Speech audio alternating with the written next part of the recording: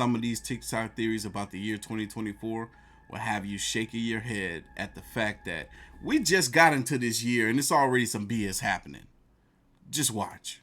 In 2024, the whole world will be judged. We are really in karma. Look at the last date of this year. 1, 2, 3, 1, 2, 3. It's a mirror reality. I know a lot of people think they can do things and get away with it, but there's no such thing because karma sees everything. Why do you think they keep putting out movies of how the world is going to end? Remember this movie right here? How it ends? Once you read this title, Leave the World Behind, you have to ask yourself, who is being left behind? A lot of people don't want to believe this, but there are some chosen people on this planet, and the chosen ones are the ones that woke up. We are royalty. Same reason why the movie Color Purple is coming out today.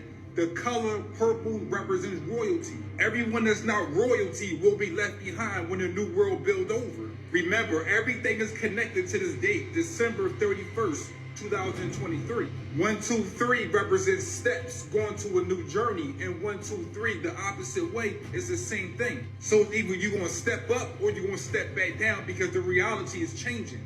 This reality we live in is just a mirror. It is a reflection from the spiritual world. So whatever is happening to you. I'm sorry, y'all. I'm sorry, but I just thought about something, man. Every single date, especially if it's the last date of the year or the first date of the year, they all say something about that date. 1, 2, 3, 1, 2, 3. What are they gonna say December 31st of 2024 this year? It's gonna be 1, 2, 3, 1, 2, 4. Oh, you see how they skipped the number 3 because the number 3 represents. Oh my God. Watch it happen. Watch it. We're gonna be here for it too. Oh man, this stuff is so entertaining. In the spiritual world, it's going to happen to you in the physical world. So if you can change your physical world, you can change your spiritual world. This is the reason why karma exists. Karma is just a mirror. The dome that is covering this planet is... I've never heard karma being referred to as a mirror before, but okay. Covering this planet is... Oh, and he's a flat earther too. Okay, let's hear that again. The dome that is covering this planet is made out of some kind of water mirror reflection. Okay, this is not even the flat earth. This is something else. There's the planet that's round inside of the dome. That's different. That's a new one for me. Maybe he's not a flat earther. The dome that is covering this planet is made out of some kind of water mirror reflection. So we are always looking at ourselves every day, no matter what. Even if you look into the eyes of a person, you can see reflections of that person. Yeah, this man over here talking like he knows exactly how reflections work. Everything is a mirror, and we are going into the year of karma. So it's best to understand that we are living in a house of mirrors. Everything we do and say is going to come back to us. This is what they mean when they say judgment day is coming. Everyone will be judged on their day. It's not a universal event. It's a personal event. The Matrix used numbers to measure and calculate every step we make and every thought we make. You ever notice every time there is a thinking man, there's a cloud that is popping up over his head? But if I told you every thought we have is going directly to the clouds. Oh man, just like that extra space on your phone. Hey, when you need extra space because your phone don't got enough memory, it goes up to the clouds. So does our thoughts. That's one of those clouds in the sky because our thoughts go up into the clouds. Yo, my man, if he believe what he's saying, then he should believe that somebody is controlling him too, right? He is being controlled by somebody operating his matrix. Oh my God, this is entertaining. What the cloud do is it take our thoughts and our emotions and it save it. Clouds actually save data. Just like the cloud on a computer, it stores data. All technology came from us. In order to break out of this matrix, you have to do your real shadow work. This is real shadow work. Understanding you have a shadow that needs attention, just like you. But people don't understand is these demons don't attack you.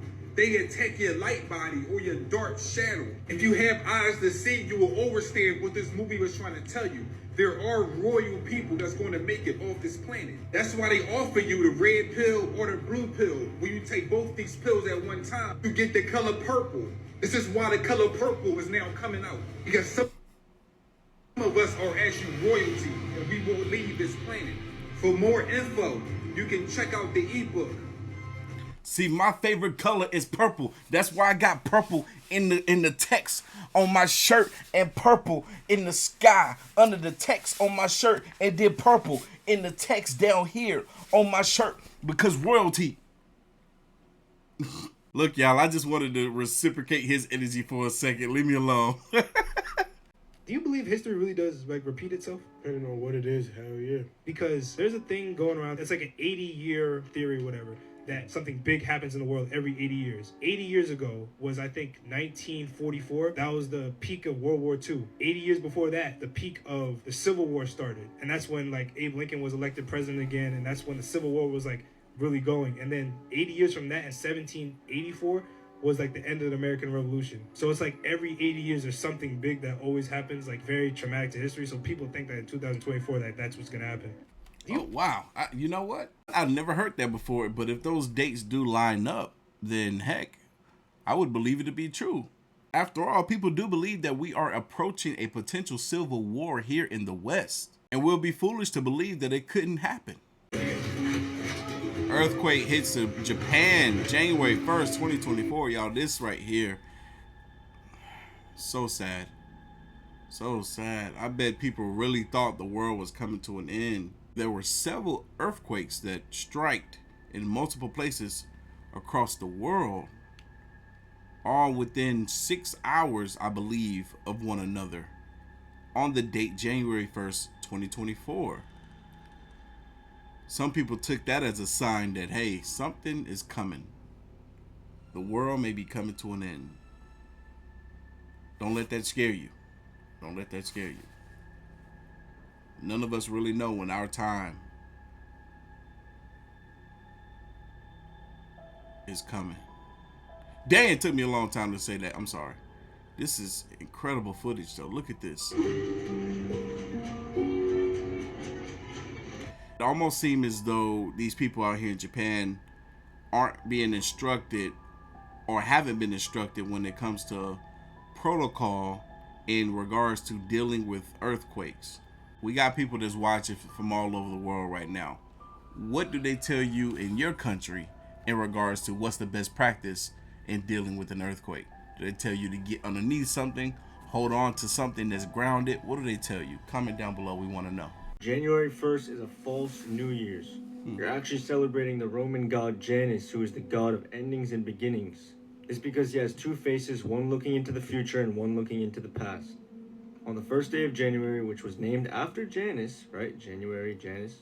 Romans would perform rituals and offer sacrifices to honor him, asking for blessings for the new year. This ritual further emphasizes Janus' association with beginnings and transitions. Not to mention, the real new year is in March or April, right? According to History.com. So for the Babylonians, the first new moon following the vernal equinox, the day in late March, with an equal amount of sunlight and darkness, heralded the start of the new year, right? So this is late March or early April. The early Roman calendar consisted of 10 months and 304 days, with each new year beginning at the vernal equinox, which was late March, early April. So basically, we got 61 more days than we should. That math still doesn't add up, right? Because we got 12 months in a year, but I have heard people say that there's really supposed to be 13 months in a year. So are we supposed to have shorter months or less months in order for us to get to this number of 304 days within the year? Or are we not counting January and February and we're only starting with March? That almost makes sense if you want to take away a certain amount of days in the year. Over the centuries, the calendar fell out of sync with the sun. So to solve the problem, he consulted some prominent astronomers and mathematicians of his time. He then introduced the Julian calendar, which closely resembles the more modern Gregorian calendar that most countries around the world use today. As part of this reform, Caesar instituted January 1st as the first day of the year, partly to honor the month's namesake, Janus, the Roman god of beginnings, whose two faces allowed him to look back into the past and forward into the future.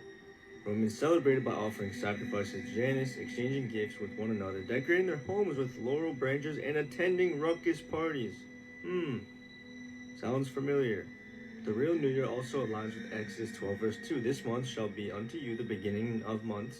It shall be the first month of the year to you. Right? It was called Nisan by the later Hebrews and nearly corresponds to our April. Right? God commanded his people to observe the Passover on the first month of the year, which is equivalent to April. Which is where we get April Fools from, because they fooled us all. Historians believe April Fool's Day has its origins in the 16th century when France switched from the Julian calendar to the Gregorian calendar. The Julian calendar began in March with the spring equinox and was celebrated until April 1st by switching to the Gregorian calendar. I never heard this either in regards to April Fools or April 1st. The new year would now begin on January 1st. April Fools, they tricked us all to not celebrate the actual new year. Instead, you're celebrating the pagan god Janus. I don't know about you guys, but I'll be going to bed early tonight and I will not be participating in this pagan ritual. Okay, he presented some really fascinating evidence there. Do y'all believe him though? Or y'all going to switch it up and stop celebrating the new year on January 1st? Let's see. When March 1st get here, let's say Happy New Year to one another then. For everybody that's watching this video right now, that's going to be our little inside joke. All right? March 1st, we're going to say Happy New Year to one another right here on this channel with another one of these videos and confuse folks that's going to be coming in being like, what are y'all talking about? Why are y'all saying Happy New Year March 1st? Let's do it. Y'all down? Comment down below.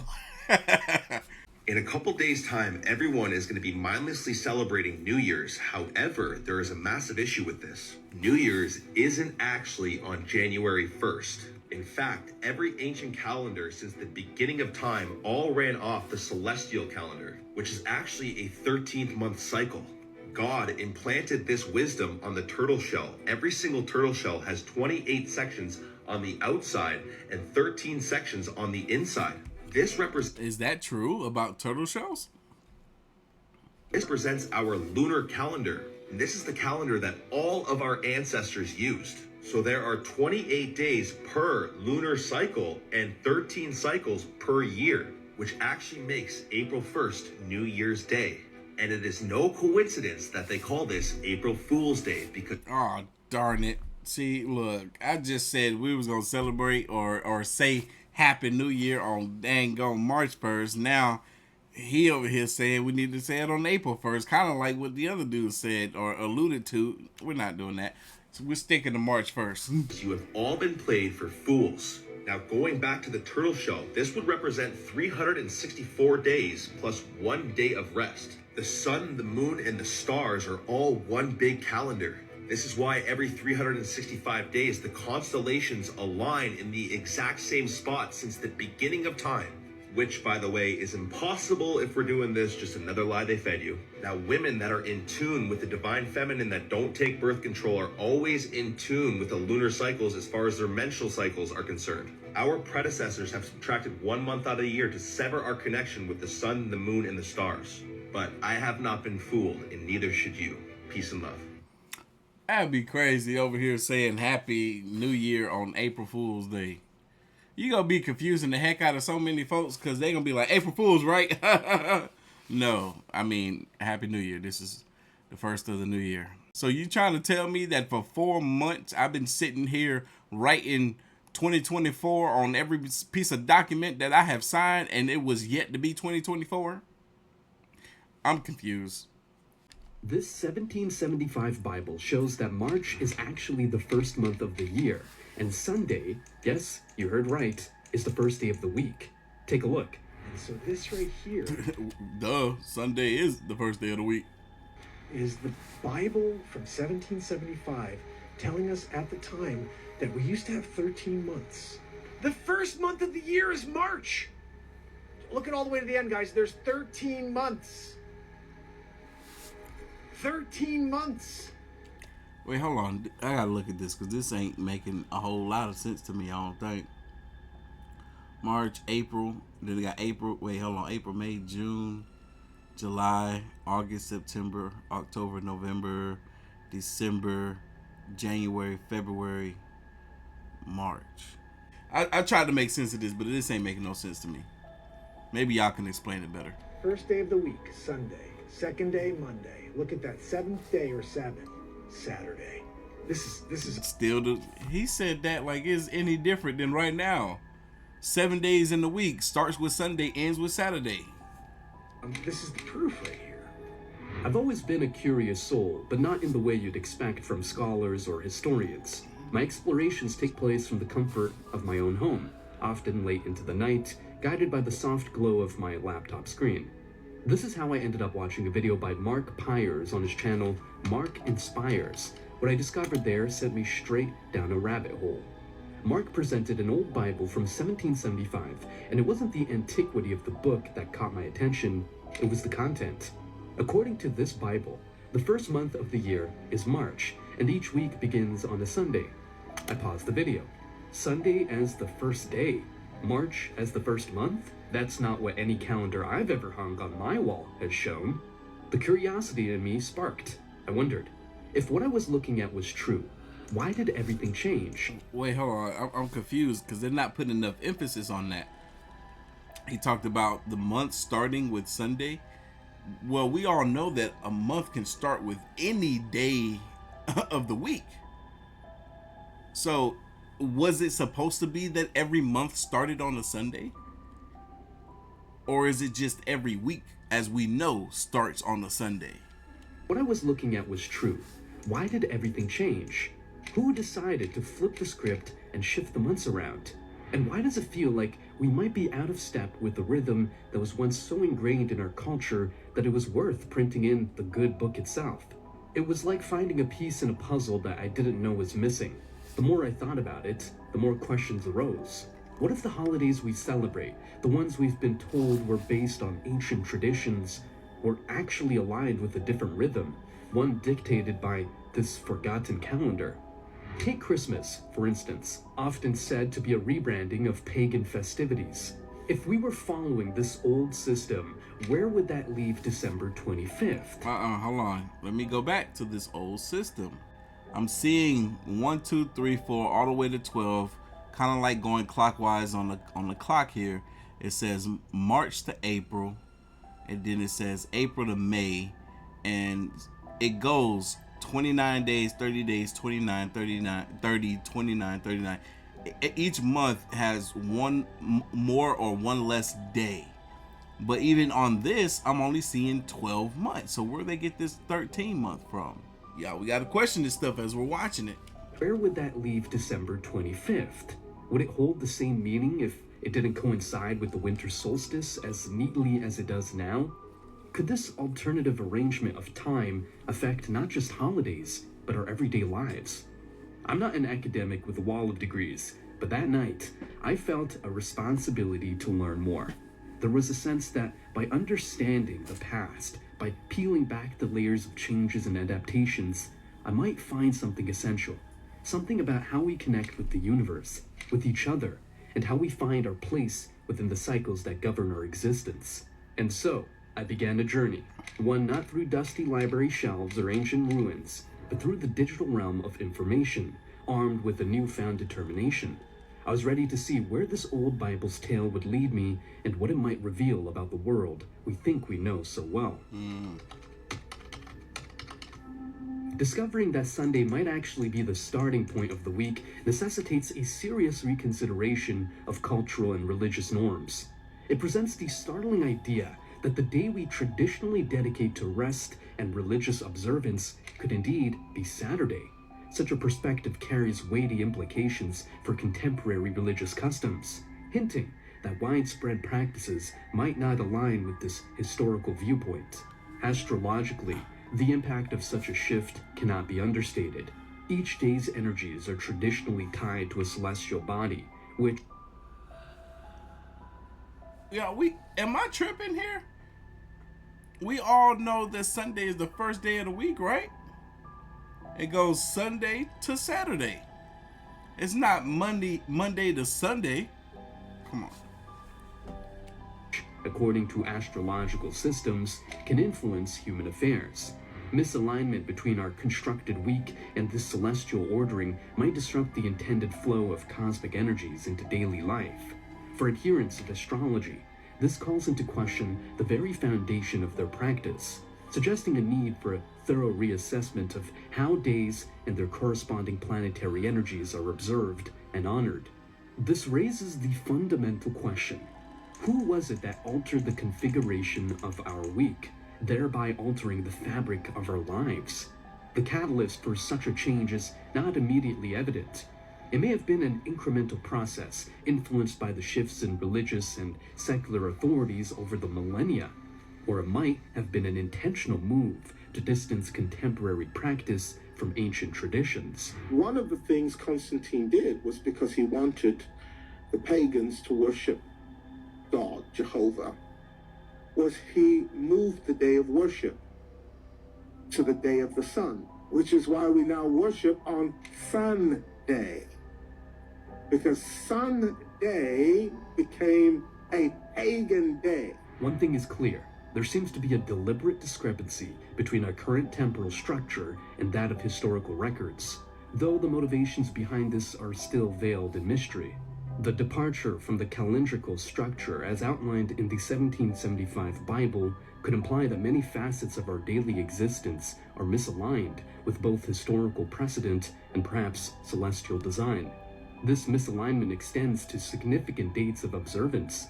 The timing of festivities such as Christmas and Easter, for instance, might not truly reflect their original intent or season. Contemplating a realignment with this historic calendar suggests the possibility of returning to a way of life that is more authentic, perhaps closer to spiritual principles that have been overshadowed over time. It prompts us to consider whether a shift in observance to align with historical records could reconnect us to a spiritual authenticity that has been eroded. You know what? I actually like that. Now, what's being said in this clip here, I find to be very fascinating. And I actually like the direction that it's going. All these events, if they are in the wrong seasons that we have been celebrating, maybe if they are out of symmetry and we were to shift them back, that we will be that much more connected to the divine or connected to our religion and spirituality. If that is true, if that is the case, and we have altered things in the way that they are now, if that is real, I am 100% on board with it. Because what if, just what if we do shift things back to the way they were, then we would be that much more connected. And that be the thing that fix or resolves a lot of issues for mankind. It ain't gonna fix every issue, but it could help. This discourse is not merely about adherence to religious rules or speculative astrological theories. It centers on our alignment with a natural and cosmic order that may predate contemporary calendars. Choosing to follow this route is about much more than date correction. It's a quest to uncover a harmony with the natural world that may have been lost. As we delve further into the contents of this ancient text, we have to wonder what further insights they may offer, and in what ways these could revolutionize our current understanding of time, spirituality, and our place within the cosmos. This exploration is not only fascinating, but has the potential to be profoundly life-altering. Yeah. The 1775 Bible, which intriguingly outlines a calendar year starting with March and comprising 13 months, hints at a bygone era's intimate dance with the cosmos. This historical artifact opens a window to explore how our ancestors perceived time and its connection to cosmic energy and planetary alignment. All of that was news to me. I have never heard anything like that before, but if it all correct, then sign me up. I'm on board with the switch, because the direction that we're going in right now with the state of this world, we could use something like this that will kind of help alter everything for the better. Guys, something big is happening. New secret window, usdebtclock.org. He's at usdebtclock.org. And then he just clicked on something. What did he click on? Oh, he clicked on this little box right here. .org. And it pulls this up. Thy kingdom come, thy will be done on earth as it is in heaven. Why is that? Oh, heck no. You know we got to go to the U.S. debt clock now and see if we can see this for ourselves. Don't believe everything on the internet. Even if we go to this website, still don't mean believe it. But I'm about to go. We're about to find out right now. Oh, dang. Yep. Definitely the same website. All right. Y'all can't see it, but it's over here on the right-hand side. Open, close, secret window. Yep. Somebody is the winner of, well, I don't know what this means, but not the same thing that he showed.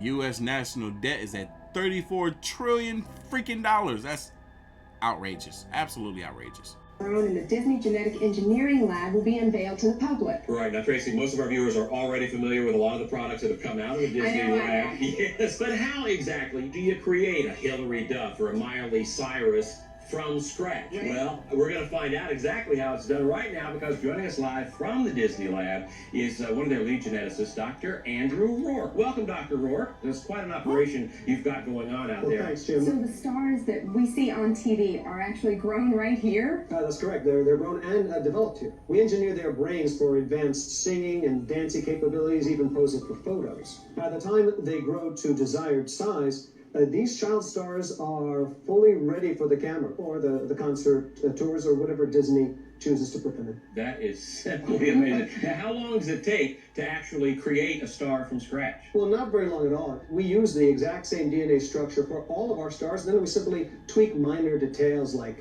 hair color or skin tone. Right, yeah, we do have some footage here of some of the well-known creations that have come out of your lab. Let's take a look. Yes, well, that's model 6831-A, publicly known as Mitchell Musso, standard male base with a type 3 skin pigmentation. Wow. And that's model 6831-B. We give him slightly thicker eyebrows and type 5 skin. Oh, so it's sort of like putting a puzzle together then. Exactly. Okay. I'm going to go ahead and call cap on that. That was fascinating, though. That was, you know what? What if it's real? They made that look fake because really they're just telling us exactly what it is that they're doing. But they want to make us believe that, oh, this is so outrageous. They're cloning people or creating, not even cloning, creating these individuals that's going to act in their films and having them do exactly what it is that they want them to do. BS. Yeah, like I'm going to believe that. But what if that's what they're actually doing? That'd be crazy. That would be crazy. Do you know what the number one job of somebody that sold their soul in Hollywood is? What? Is to act like it didn't happen. They all do the same job. Why do you think Gary Owen can't cross over and he already white and been in comedy for 25 years? If what I say ain't the case. It's a cabal. It's a consortium. They rock with who they rock with, and with who they don't. But I'm not scared of being the competition any more than you were when you lined up across from a superior team. Yeah, on paper, they're a better team. Right. They have all the assets and resources that we don't. But let us get on the line, boy, and see if that factors in. I guarantee you it won't. Wow. Because Shannon Sharp got to be a different person than that other person. Absolutely. And he always was. That doesn't change when I change teams. That remains the same.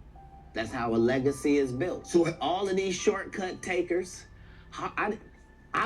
they canceled me for talking about Harvey Weinstein before the thing came out, but he offered to suck my in front of all my people at my agency. What am I supposed to do? He did all of that. I'm thinking I'm the only black person on the script. I get there, there's 3 other black guys on there. Woo. Huh. So you wonder what they did to you? I told him no. What y'all do? Oh, y'all, Cat Williams is wildin', man. He came into 2024 swinging the hardest bat that he could possibly find. Y'all, on my second channel, I'm going to do a video of all the receipts that Cat Williams, or most of the receipts that I can find at least, that Cat Williams is talking about. Because best believe I have found receipts proving that he has yet to tell a lie. Oh, it's getting juicy. It's getting real juicy, but I'm going to do that on the second channel. We ain't putting that over here. Nope, not me. It's going to be a video of an actual interview of an actual extraterrestrial being. You know this? Yes. This clip is taken from the most recent Night Shift podcast episode. Daniel Sheehan, a legal representative for prominent figures in the UFO community, such as Lou Elizondo and Stephen Greer, claims to have knowledge of an existing interview with an extraterrestrial being. Okay, I'm not gonna lie. If this is real, I'm extremely excited. Y'all know my love for aliens. Watch the full clip and comment what you think below. When the disclosure moment happens, there's going to be an aha moment, I think, right? Where there's a before this moment and then there's an after. And every day after that, the world is just going to be a different place. And I don't know what there's going to be a video of an actual interview of an actual extraterrestrial being. You know this? Yes. You know, so I mean, I know that exists. And that's part of the crown jewels that they're not going to want to reveal. But that's on the table to come out? Well, what I'm saying is that I talked to the person who was there, and that they've got this on film. And so that if you're really going to get down, when you say we get to the nut of the whole thing, that's the kind of thing that once it's shown to the American public, there's, you know, Katie bar the door. You know, there's nothing that can be denied anymore. You know, and up until now, even though you have David Grush, who's, you know, the person from the National Reconnaissance Office assigned to the UFO task force inside the Office of Naval Intelligence, comes forward under oath and testifies to a House committee, all on video, you know, and it only sinks into with about 2 to 3 or 4% of the people in the country because they're off doing something else. So the question is, how specific does it have to get? How graphic does the information have to be? You know, you always hear about, oh, why don't they land on the White House lawn? You know, or why don't they land in Central Park? You know, like Keanu Reeves did. I just had an idea, y'all. Our government is probably thinking the day we expose the truth about UFOs and the existence of extraterrestrials, or UAPs, I should say now, that's what they're calling them, will be the day that the world comes to an end. It'll be perfect timing. The world is coming to an end. We might as well go ahead and disclose the truth about aliens, extraterrestrials, UAPs, UFOs. And here's the footage. Here you go. We're going to go ahead and have a sit-down interview with the alien for you. It doesn't matter now. The world is coming to an end. But that's it, y'all. We're going to end the video off right here. Part 2 will be available to y'all tomorrow, same time, so make sure y'all be on the lookout for that. But anyway, leave your thoughts, comments, and opinions down below, and I'm going to catch y'all in the next one. See ya.